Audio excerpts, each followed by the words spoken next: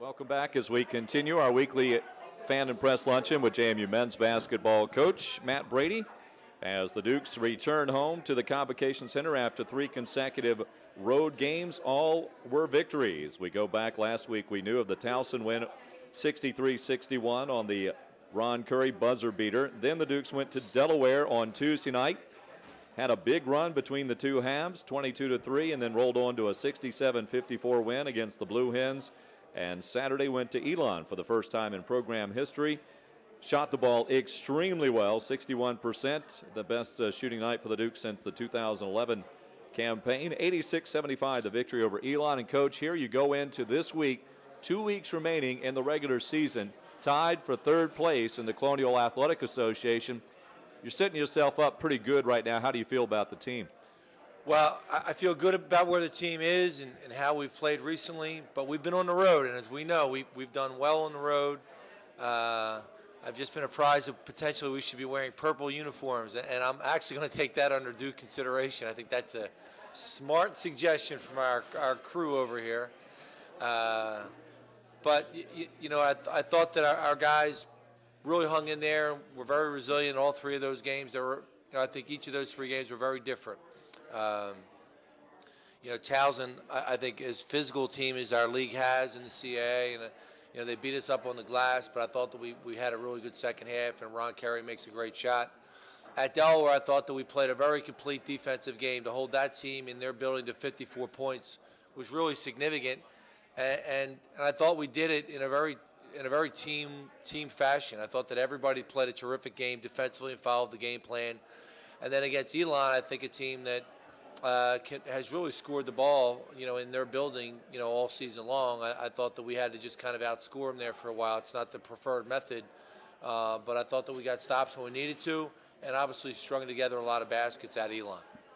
As you watch a team grow throughout a season, one that develops seems to have players come off the bench and give you contributions after putting a lot of work in, not in game situations. So this past Saturday's game at Elon, when Tom Vodanovich picked up his 4th foul just 3 minutes into the second half, there was some concern, but you got some outstanding quality play out of Paulius Shotkus, not to mention the play of one Dimitrie Charbakaba, who's come in and given you some really quality moments. Is that how you say his last name? So it depends on whether you want to say it that way. Another way, he's agreeable anyway. Right. Any way you want to say his name, he's happy to hear his name being talked about. Yeah, I thought Dimitri played tremendous, especially in the first half. He made the 2 threes that kind of got us over the hump and got us a lead. He had a putback basket. And then in the second half, maybe his best shot of the year was not necessarily a 3, but a post-up basket in traffic to his left shoulder was really a nice play. And I thought Paulius played a really solid second half. And Paulius, I think, has been up and down, which, you know, we can be frustrated by it, but he's still a young basketball player in a lot of ways. So I thought he really came through and played a tough-minded game, which I think he's very capable of. Winston Grays came off the bench again. I thought played another really solid game for Winston Grays. So really contributions from our bench again. And, you know, significant as you get to the back end of the season. You need to have guys step up and make plays. And I thought that our bench has done a reasonable job of that all year, but certainly has done that a really good job recently. As Dimitri has produced and given you some quality minutes, do you notice anything different about his swagger or the way that he even approaches practice or just the way he is overall as a person? Yeah, I think he's a fairly emotional guy, and I think, you know, a month or so ago was very frustrated with his role. And what Dimitri would do would take it out on his teammates in practice. You know, his practices became his games. He was ultra competitive in practice, trying to prove himself an awful lot. And I think he's kind of settled down. I think he recognizes that he's going to get more opportunity, and he deserves more opportunity. I thought he's played really well, and he's, you know, he's kind of fitting in well. And I think the thing with Dimitri is to take care of the basketball on offense. You know, I think if he can't shoot it, sometimes he's looking around. He's trying to figure out where I can. It's almost like a bomb in his hand. If I can't shoot it, how do I get rid of this thing and not throw it away and come out of the game? So I think he's still a work in progress, but really pleased with how he has matured in practice, and then I think it shows in games.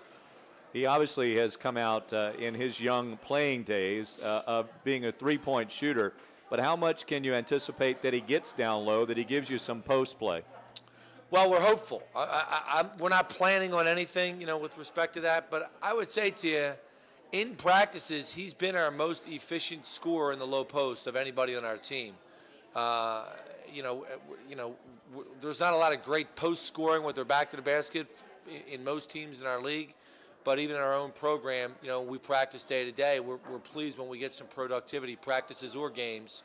But he's clearly shown an ability to score the ball. I think it's what he can do is score the ball. So we recognize he can make shots when he's got a little bit of time to shoot it. But even in practice, he's proven that, whether we're playing 5-on-5 or we play 1-on-1, he can clearly score the ball. It's really getting to a level of comfort in games.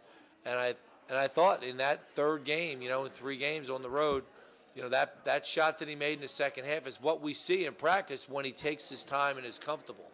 Really hopeful that he can continue to show that kind of growth and that level of comfort in games because he's big, he's strong, and he's got ability to make baskets with both hands. It really comes down to being comfortable and being poised, and he's going to continue to get an opportunity to score. In all 3 of those road games, you also started Joey McLean. His first start was at Towson. Can you give us a little bit of the correlation of his impact as you've gone through the last 3 games? Well, I think it's been significant. We were searching for a way to add energy to start games, and he's been very energetic, especially on the defensive end. We've come out, not coincidentally, that we've started him. We've played full court man-to-man, and it's created some dividends in every game. So Joey's energy to guard the ball is really good, and it's far better now than it was at the beginning of the year, and I think he's starting to recognize the impact he can have on the defensive end as he picks up full court, and hopefully that will continue here for the remainder of our season. But there's certainly a direct correlation between Joey's energy defensively and our starts to each of these games. How is that impacting Ron Curry? Well, I think what Joey's been able to allow Ron to do is not have the ball in his hands all the time in half-court offense and make all decisions. Joey has been a very confident player since he stepped on campus with his ability to make plays. What Joey's done recently with the starting is that I think he recognizes that he doesn't have to make a play every time he's got the ball. And he's very comfortable. I think Joey recognizes he's going to play more minutes in every game. He's going to have more opportunity. So I think he's taking care of the ball more. I think he's not been rushed to shoot the ball. And I think he's willing to make the next pass, kind of like reverse the ball kind of passes. Whereas, a month or so ago, I think he felt pressure to try and make plays to stay in the game. I think Joey recognizes he's going to have longer minutes and he can have some comfort level there. We'll turn it over to other members of the media here with us this afternoon at O'Neill's Grill for our weekly Fan and Press Luncheon with JMU men's basketball coach Matt Brady. Coach? With regards to Yohanni Dallenberg, he's a guy that always admits to mistakes every time he makes them after the game. Have you seen fewer and fewer of those in those last 3 games? How would you assess how he's... Fewer and fewer what? Mistakes. Well, I'll tell you what Yohanni did a tremendous job of in this last game at Elon. We were very concerned that they were going to double the low post. They do a lot of it. Yohanni is not terrific yet as a college basketball player fighting double teams, whether we're in practice or in games. And what he did a remarkable job of, we thought, was when he caught the ball and he threw the ball to the other side of the court. When Elon doubles the low post, everybody comes to the lane. And, Yohanni's been a very unselfish player since we've had him being ready to throw the ball to teammates. He's not a guy that's looking to score the ball or shoot the ball every time. But what I thought he did in this game better maybe than any other game since he's been here was he put the ball on point to the other side of the court because he could throw the ball out of bounds to the other side of the court too. So he threw the ball to his teammates, on point to a place where guys could shoot the ball. And I thought that really created a problem for Elon because it made them run and chase the ball on the other side of the court. I thought that, he only took 6 shots, Yohanni. He made 5. I think when Yohanni has the ball, is he going to take care of the ball when he dribbles the ball from the high post, or will he take a shot, in the low post? I think he's done a good job of that. The thing I think about all of these sophomores, Tom Vodanovich and Jackson and Yohanni, is they're going to keep getting better. It's a really neat class in terms of their own willingness to try and get better and fight through mistakes. How do you take the success of your last 3 games, which you mentioned were 3 totally different games, and is there any trend you can take from that into the game at the Convo where you admit you guys haven't been as Well, good? I don't know. I think we're all going to find out together on Wednesday. I have no idea how it's going to translate. I am concerned about our play in this building. Whether or not the impact Joey's starting, does that help us settle us down for this game? I don't really know. I think Winston Grays is more settled right now. He seemingly has played very much within himself.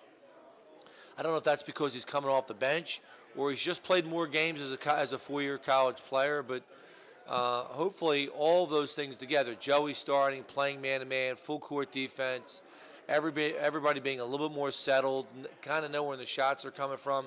I think we're seeing a lot of growth from this group, and I think, since I've been coming into these lunches, and I keep talking about I just care about the next game and trying to get better. We talk about getting better every day, and I'll talk about it with our team here in 30 minutes when I meet them. This is just another opportunity to get better when we play Drexel. But these kids have got to feel like a comfort level in terms of, not trying to force the issue at either end. And we haven't done that well, those last two home games, and hopefully we will this next game. In those last two home games, your assist-to-turnover ratio was upside down. The last three road games, however, you've righted the ship, so to speak. What's been the big key to that?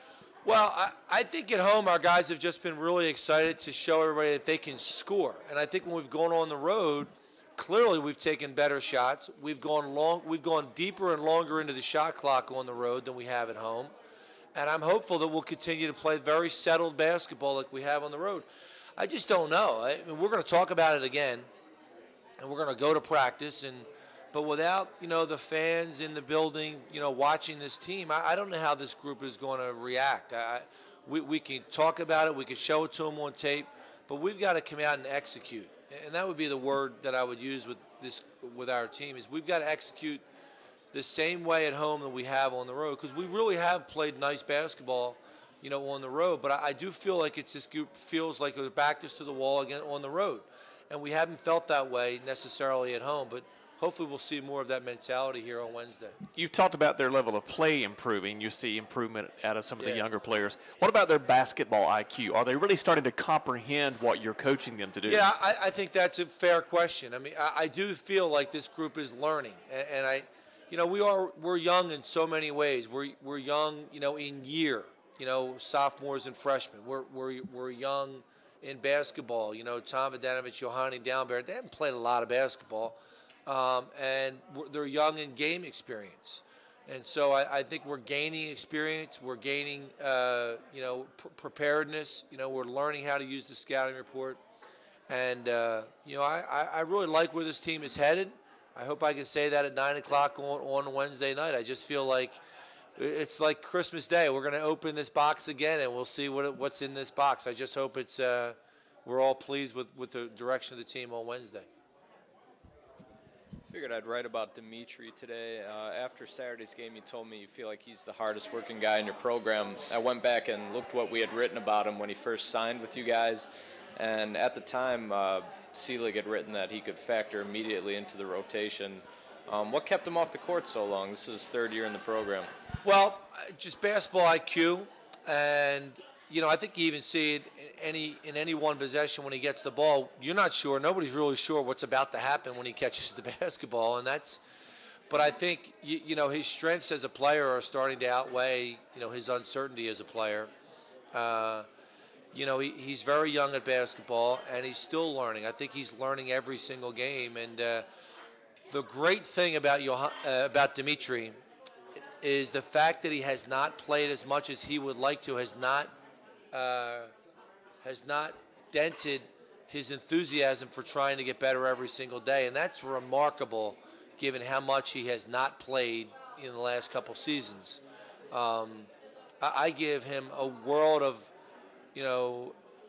I would say, compliments in terms of his ability to stick with the process of getting better.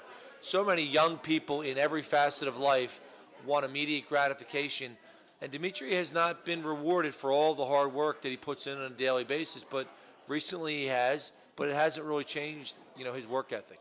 When you look at that slew of forwards you have behind Yohani, Paulius, Tom, Dimitri, are those guys kind of the key going forward? If you can get contributions from them, this team can maybe take another step? Yeah, I think, and we don't know from game to game who's going to have a good game. You know, we're always hopeful that, can Yohani get 13 to 16 points? That's remarkable if we can get that from a center who's only a sophomore. I mean, if you look in our league, there's not a lot of guys that have been as consistent as he has, and he's only a sophomore. But those other forwards, if we can get contributions and productivity from those other guys, I think it's an interesting team that we have. And the fact that they're so young and they're so eager to get better and that they are getting better, I think it bodes well for our future.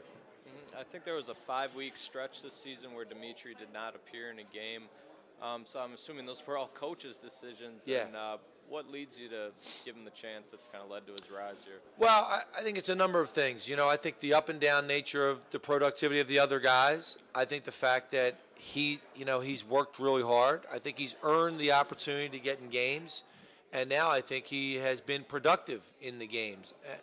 It's really hard to be productive in a 1-minute rotation, or rather a 4-minute rotation in the first half, because you are so nervous. So we've gotten to the point where we're trying to get him a second rotation in the game, and now it's gotten to the point where we're getting to a third rotation, maybe even a fourth rotation in the game. So, can he be a 20-minute-a-game guy this year? I don't know, but if he's going to score 7 points in 9 minutes or 10 points in 14 minutes, then certainly he deserves the opportunity, as long as he can do good things at the other end of the court. Sure. And another one of your forwards, Hari, is he back at practice yet? To my knowledge, he's not been cleared. I mean, I just got something from our trainer today that is, as of right now, he's not cleared for today's practice. Okay. That's all I got for you. Okay, thanks, guys. All right, thank you very much, Coach Matt Brady. The Dukes will be at home against the Drexel Dragons on Wednesday night. Tip-off time is 7 o'clock, and then home again on Saturday, facing the College of Charleston Cougars, another 7 o'clock tip-off. Thank you for joining us this week here at O'Neill's Grill for our weekly Fan and Press Lunch.